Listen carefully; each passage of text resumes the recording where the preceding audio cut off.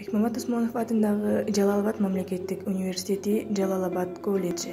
БКМ 0120 тайпасынын студенти Замирбек кызы Айназик. Кыргыз тили жана адабияты сабагынан кайтарым байланыш сабагы. Окутуучу Ажыкулова Актилек. Жусуп Баласагын улуу ойчул, акын, саясат таануучу, мамлекеттик ишмер Жусуп Баласагын 2015-жылы айрым маалыматтар боюнча 2016-жылы Карахандар каганатынын чүйөрөнүндө чыгышындагы азыркы Токмок шаарына жакын жерде жайгашкан Борбору Баласагын шаарында туулган. Жусуп Баласагын мындан 1000 жыл мурда эле ар бир адамдын өзүнүн диний ишмердүүлүктөрү жана тагдыры үчүн гана эмес, коомдун биримдиги жана мамлекеттин бүтүндүгү үчүн болгон жоопкерчиликти да шайкеш кылууга чакырган. Анын идеялары кыргыз мамлекеттүүлүгүн чоң сыноодон өтүп, кайра жаралуу мезгилинин башында кечирип жаткан азыркы мезгилдеги да актуалдуу болууда. Орто кылымдардагы эң билимдүү масштабта ойлонгон инсандардан болгон. Ал илимдин ар тармагын өздөштүрө алган. Жусуп Баласагындын элеси Кыргыз Республикасынын 1000 сомдук номиналдык банкнотуна түшүрүлгөн.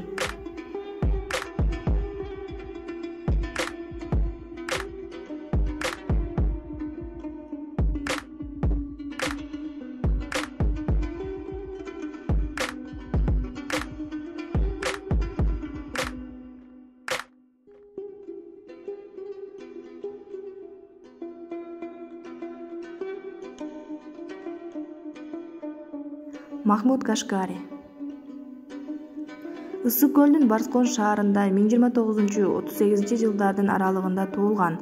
Азыр Барскон шаарынын урандылары Кыргызстандын Ысык көл областындагы Жети Өгүз районуна караштуу Барскон кыштагынын жанында жайгашкан.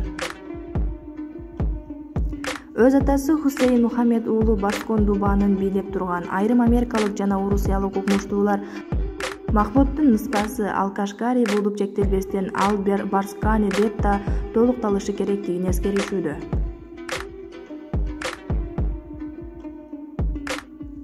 Илимпоз жер кезип борбордук жана ички Азиянын баардыгын түрк калктарынын чоң улуттарынын тартып, майда уруктарына чейин кыдырып, алардын диалектикалык өзгөчөлүктөрүн, этнографиялык мурасын, санжырасын, макала-каптарын, дастандарын терең иликтешкен.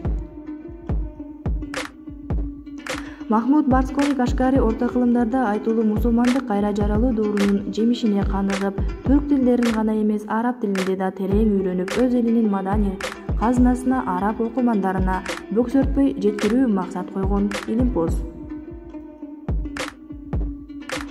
1072-77 жылдары Диван Лугат түрк тилдеринин сөз жыйнагы деген эмгегин араб тилинде жазып бүтүргөн. Кашкаринин чыгармасынын түп нускасынын көчүрүлгөн кол жазма бүгүнкү күнгө чейин Стамбулдагы Миллет китепканасында бапестелип сакталууда.